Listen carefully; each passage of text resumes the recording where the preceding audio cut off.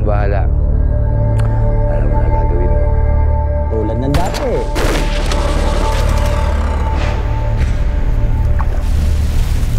Labis na kasamaan ng mga Abubakar na yan. Kuya Aldo, ano nang gagawin natin?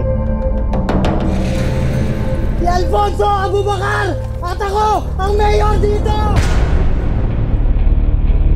Anong balak mo?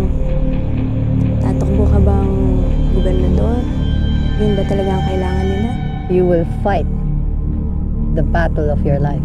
Kung tutulong tayo, hindi tayo dadaan sa karahasan. Panahon na para magkaroon ng kapayapaan dito sa Maratabat. Simula po ngayong araw, lalaban po tayo. Lalaban po tayo.